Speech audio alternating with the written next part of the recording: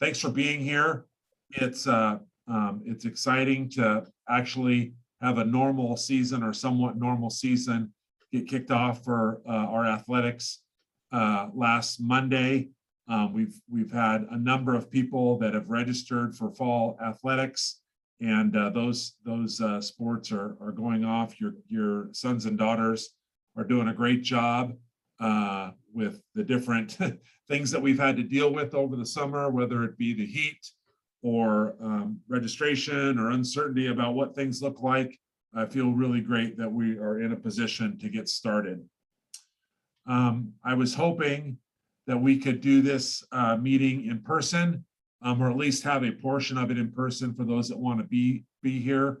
We've had a number of communities and schools that are already in COVID protocols, and that may happen at McNary. We've been able to keep our varsity teams free of COVID protocols, but certainly I don't want to put a scenario where we have a group of various athletics coming together and then shut all of our athletics down because we had an in-person meeting with multiple groups. And so I think everything would have been fine, but out of an abundance of caution, I felt like it was necessary to move completely online.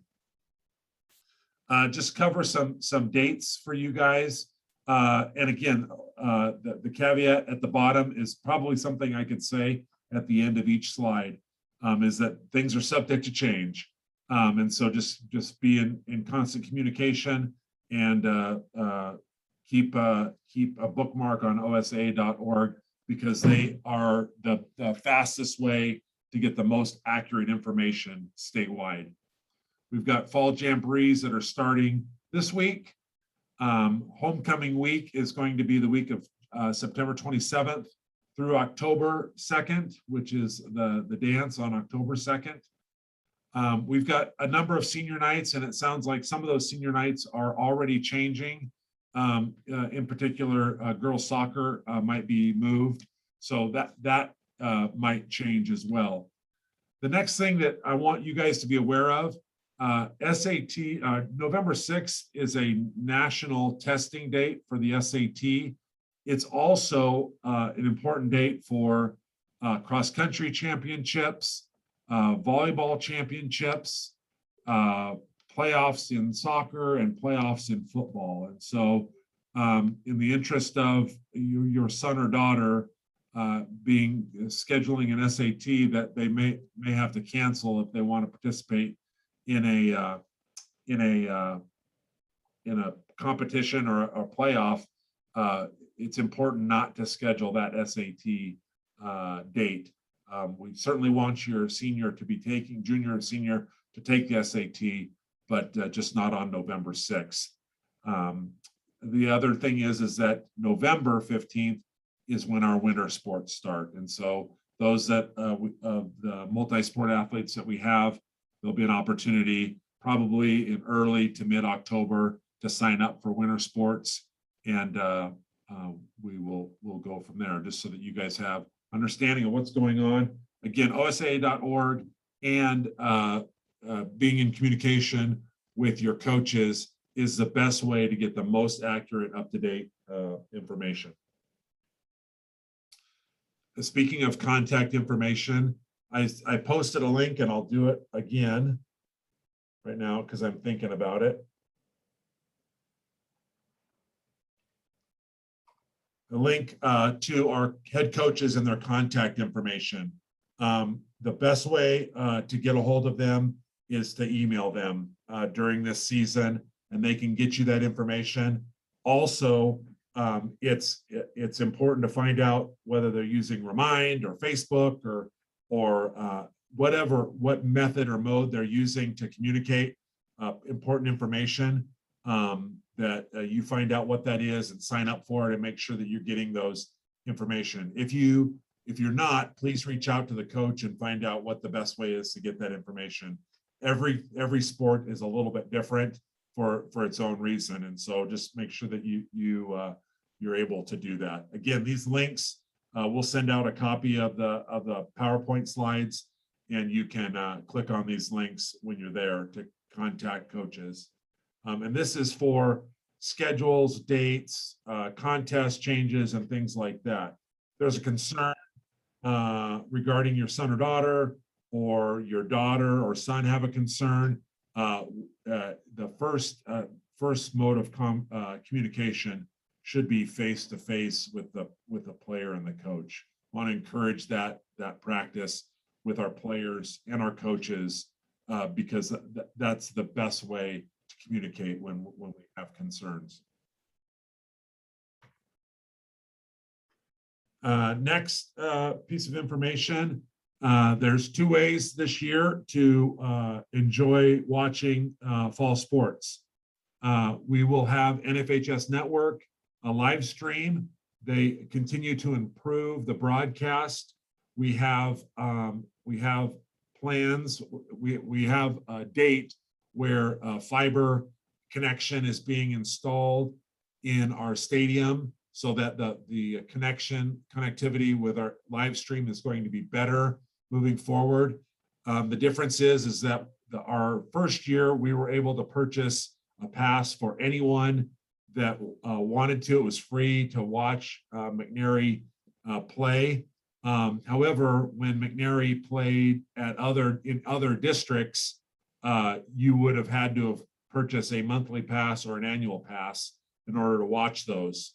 This year, that annual pass or that monthly pass will get you access to every single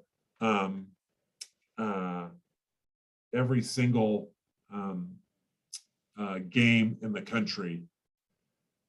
I got a message from Eric saying go to slide 4. Are you guys able to see the NFHS Network live stream slide now?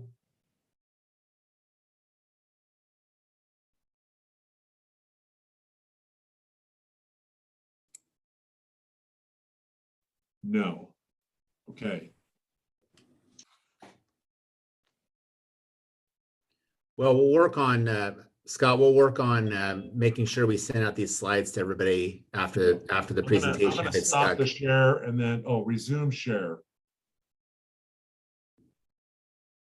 How does that look? We're back on. Awesome. Thanks. I apologize for the first couple slides you probably didn't get a chance to see. Now we are there. Okay. Love and technology, folks. So the NFHS Network annual pass is $69-70 basically. Allows you to watch any game in the country from the comfort of your computer. Our booster club is exploring an option where we can buy annual subscriptions for a discounted rate. And so we might be able to offer that annual pass for $40 or $50. That's what the boosters are looking at. So if that's something that you're interested in, reach out to me or express interest in the chat, and we'll connect you with our booster club. Our ticket prices have changed a little bit. Last year, there was no charge because of all the different limitations we had. This year, as of now, there aren't any limitations, and so we can have a more normal way of watching games in person. And so varsity contests are if they're in the gym, or if they're in the stadium, or if a sub-varsity game is connected to a varsity game. For example, JV volleyball is connected to the varsity match, then those ticket prices are $7 for adults, $5 for high school students with an ASB card, and $3 for kids K through 8. And then single game sub-varsity are those prices reflected on the slide. And you can buy season passes for those above. A family pass includes 2 adults and the children within that household to be able to attend that game. Okay, next slide. Hopefully you are seeing the student athlete eligibility. Lots of things to consider. We're moving out of pretty loose eligibility restrictions from last year to back to fairly tight eligibility restrictions and format expectations. The first is that everyone that's on this call has already signed up for Family ID and they've registered. And because athletic fees have been reduced to $0, that's the extent of Family ID registration, with the addition of a current physical on file, medical physical on file. That needs to happen every 2 years. Because we've had some unique circumstances over the last year and a half, there are a number of athletes that their physical will expire during the season. And so you'll get notifications from a Family ID. You might get a reminder from your coach. You might get a reminder from the athletic secretary. But once those physicals are expired or outside of 2 years, you're no longer permitted to practice or participate in games. It's a state law. And so it's really important that you stay on top of those. If you're looking for information on places to get a physical fairly fast or fairly inexpensive, please reach out to your coach or the athletic secretary and they give you that information. Last year in Q4, they needed to pass, in general, 3 classes. Technically, they need to have passed 1.5 credits or more in Q4. This year, moving back to semesters, they need to be enrolled in 5 credits or 5 classes, which equals 2.5 credits or more. And that needs to happen for the entirety of semester 1. And if you're a senior and interested in competing in the winter or spring, you are not permitted to graduate early because you won't be eligible for those seasons. You need to be passing 5 or more classes at each 6-week grading cycle. So we'll look at grades and make sure that you're currently passing 5 classes. You need to be on track to graduate, which means after your freshman year, going into your sophomore year, you need 4.5 credits. After your junior year, after your sophomore year, you need 10. And after your junior year, you need 17. Impact baseline is not an eligibility mandate, but it is something that we need to have on file, and that's a baseline testing every 2 years. And so our testing coordinator, Matt Murphy, may be contacting your son or daughter to get that baseline testing done. The last thing that I'll mention is that a number of student athletes and students in general struggled throughout comprehensive distance learning, and even when we move back to a hybrid model in the spring. As long as there's some evidence that the students were trying to do well academically, that they've taken classes, that they've tried to repair some of those classes that they struggled or failed in, there's a pathway for a waiver. If there's little to no evidence that happened last year, then it's likely that that student will have to wait 6 weeks before prior to the first grading cycle to make sure that we're on track to graduate. That's our ultimate goal here is that every student and all student athletes graduate. And that doesn't impact very many people, but it's important to know that that's our priority. Next thing I want to celebrate all the things that we've done over the last few years that have been in alignment with our mission statement. Our mission statement at McNary is bold enough to be the best in educating, nurturing, and inspiring. And we want to be the best school in Salem-Keizer. We want to be the best school in the state of Oregon, and we want to be nationally recognized in all areas. And we are making significant progress towards that. And we showed that we can be the best even during a pandemic. And I wanted to highlight a few of those things.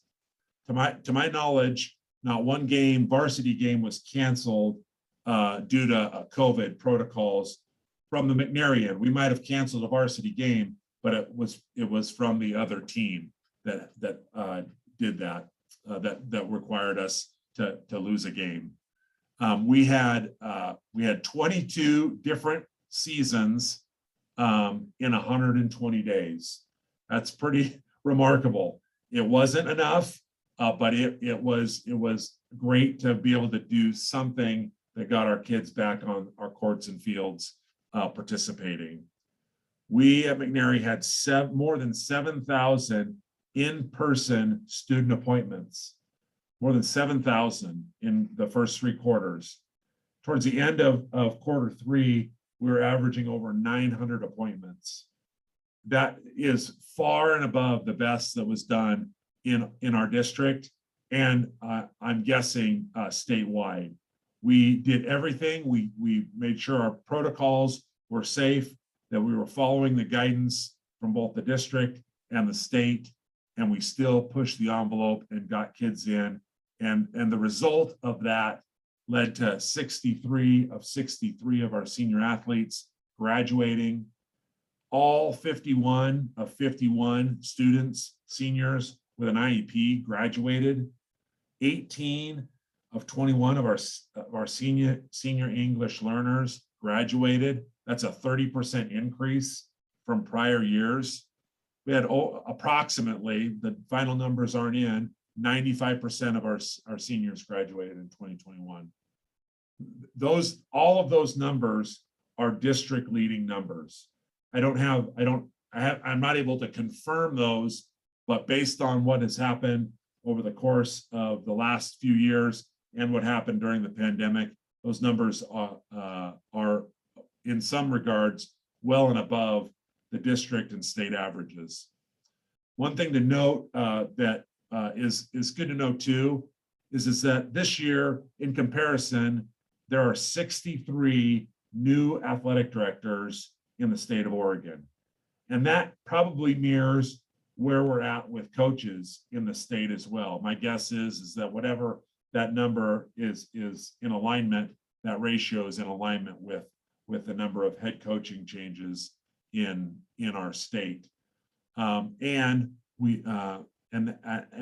those head coaches, if you were to average all of our coaches in the building, head coaches, they have over 8 years of experience, each of them. We have 12 of 16 of our head coaches work in the building. And I don't know this for sure, but I'm confident that that's the best in Salem-Keizer as well. Some really great things during some really hard times. I lead that with the next information that we've got some challenges still ahead of us.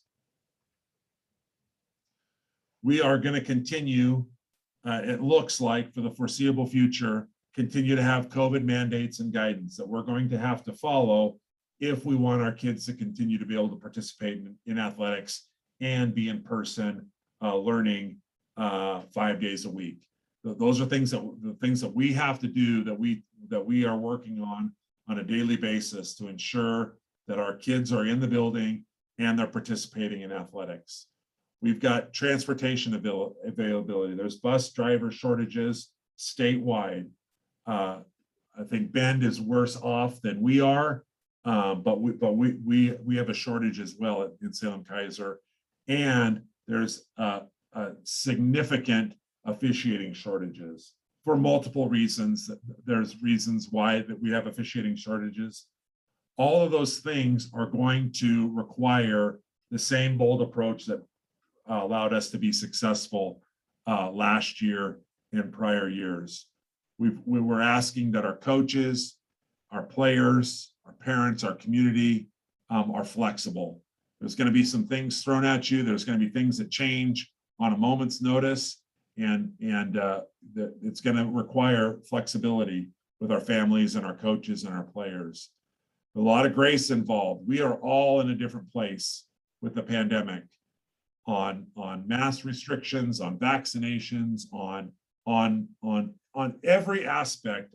There's a spectrum of beliefs and importance. And what I'm asking is that we are empathetic to everyone that we are working with here, and that we are filled with grace in providing that to coaches, to parents, to other parents, to our officials. Everyone is working in during these challenging times. And the best way for us to overcome and to meet the same goals that we have all the time is that we practice grace and give grace frequently. And communication. We have up-to-date and changing environment in what we are doing, COVID, in transportation, that we had officials and now we don't. So we're moving a game to Saturday. We've got different things. An opponent might go into COVID protocols, and so we need to reschedule or cancel or postpone games. All those things need to be really well communicated. That's that a lot of that responsibility falls on my shoulders. I hope that if you don't feel like you're getting enough information, that you communicate that with me, or speak directly with your coaches and find out the best way to do that. I believe that if we are flexible, that we're gracious towards others, and if we communicate well, that we're going to see the same outcomes that we've seen last year and in previous years. Which leads me to my next slide. Face coverings.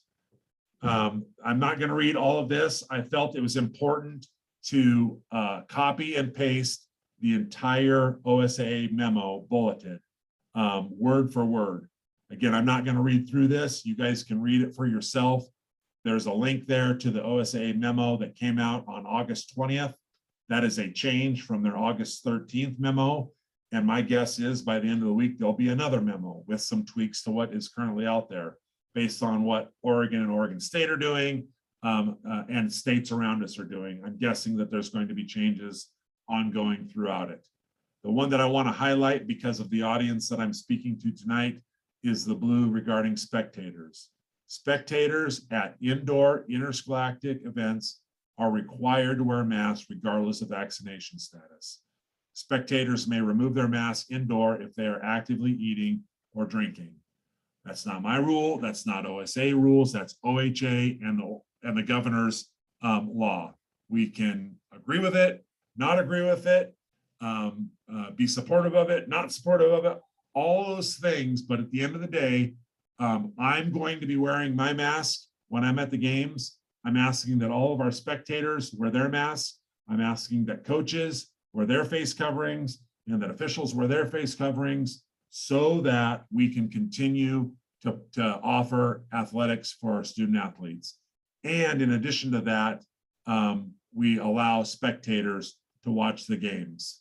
The easiest recourse for folks, for a community that chooses to challenge this mandate is to not allow spectators. And then the next thing that would happen would be to cancel athletics. None of us want that here. And again, it has little to nothing to do with what we believe or what we endorse. And it has everything to do with our priorities of having kids being able to participate. So I hope that you can help me with that. It's really, really important that we're not trying to make statements at contests. We want to be there encouraging our athletes and our sons and daughters to be able to do that. The last thing that I'll leave you guys with is some things that I learned a long time ago, even when I was parenting my own son and daughter through athletics. It's influenced the way that I coach, and it rings true from my experiences as an athlete. And these all come from, in general, they're tweaked a little bit, but Bruce Brown has a role of parents in athletics video that's really, really good. It was done about 15, 20 years ago. I've got about 8 copies in my office. If any of you want to borrow it, it's a DVD, so you have to have one of those in your house, but maybe you can throw it in. Computers don't even have disk drives anymore. So anyway, I would highly recommend it. The way that he communicates it is going to be a lot better than the way I do right now, but the ideas ring true today, if not more than they did when he did it 15 years ago. The most important thing is that we release our child to the game. Bruce speaks about, there's a lot of different things that are unsafe things, or we're a little more cautious about releasing them, whether it be, getting in a car, staying out late, some things that are a little bit more risky, but releasing our kids to participate in sports is great. One of the greatest gifts, and it's common in many of the goals that we write for students in our building, is the idea of being able to self-advocate. And when we allow our kids to own their sport and what they're doing, that's a quick way to grow and develop self-advocacy. It also is important that we share expectations. And really, what Bruce says is whatever the kids' expectations are your expectations, that you accept what their expectations are. And 95% of athletes that Bruce has interviewed, kids want to have fun. That their enjoyment in doing athletics and participating in athletics is because of the enjoyment that they have. And so we need to quickly accept that. The next thing that we can really do well is help our student athletes is by modeling poise and confidence. It's how we treat the officials, who are human and make mistakes.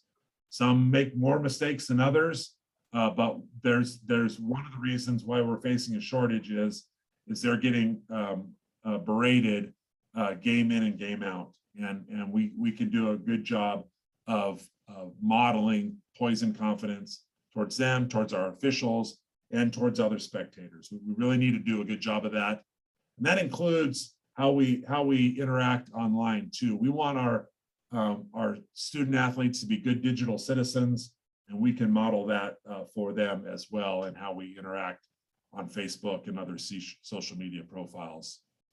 Another part of that is providing time and space to players and coaches. One of the chief things that kids hate that Bruce has interviewed is the ride home with mom and dad, where they want to evaluate how they played, how their teammates played, coaching decisions, officials' calls, and by and large, that's the biggest part of athletics that student athletes don't like. And so if we can give our kids and our coaches time and space to self-reflect on the game and unwind and decompress, is going to be valuable to their ongoing growth. Promote a team first servant approach. Typically in these meetings, I talk about an attendance policy, and that attendance directly is related to participation and availability in games and playing time. And I think that's might be a different way to frame that. We want us to, it's important that our kids are committed to the sport, and that commitment is reflected in their attendance to practice and the games. And so rather than looking for ways that are okay ways to miss practice, which is communicating early and often with coaches by the player, it's better that we prioritize and we promote perfect attendance, that they're there for every practice, and that's really important. That's a way for them to have a team first approach. And that we, in our conversations with our sons and daughters, is that we acknowledge the value of every teammate. The worst thing we can do is be critical of why some other player might be getting more playing time or might need to do make changes. If we're critical of our sons and daughters' teammates, you're driving a wedge between them and their teammate, and you're causing some level of discord in the team too. And so it's really important that we if we can't find that we acknowledge and we value at least our sons and daughters by not talking about in devalue ways to their teammates. And then the last one, which is really important, is honor a healthy communication. Going back up to the importance of developing self-advocacy, most issues can be resolved if there's a player to coach face-to-face conversation in advance of any other communication. It doesn't mean that a parent doesn't have conversations with coaches, but by and large, those conversations should be after, if not always, should be after a player has communicated a question or a concern to the coach. And then parents obviously can get involved. If there's still some unclarity or need things that need to be figured out, addressed, then we can certainly go from there. And then again, if that isn't resolved and need me to be a mediator in those meetings, I'm happy to do that. And so I'm available for that. If there's some things that are safety, player safety concerned, and you feel like it's important enough that it goes directly to me, that's fine. Usually my first question is, has your son or daughter communicated this concern with a coach? And if so, then we can move forward. And if not, and there's circumstances where that wouldn't be appropriate anyway, I don't want to, I'm not saying that there isn't communication available to me at all. There's lots of ways that I do that. I try to do a good job of responding to any communication with you. It just when we bypass some steps there, what happens is our kids don't get an opportunity to grow. It doesn't mean that it's not effective. It just means that we've missed an opportunity with our kids. So hopefully that makes sense. Again, I believe that's my last slide. It is. Again, if there's some things that are that you are unclear or technical questions or things like that, I'm happy to answer those from the chat in online. I'll post that answers to that. I don't have very many questions on the chat yet, but I'll stay on. I'll mute my mic, but if you guys want to finish up your last thoughts and put those in the chat, I'll turn off. I'll conclude the meeting at 6:40. I'm really glad that we're able to get the season started. I'm really happy that your kids are sons and daughters are participating, and I'm really looking forward to a great fall season. Thanks for being here tonight.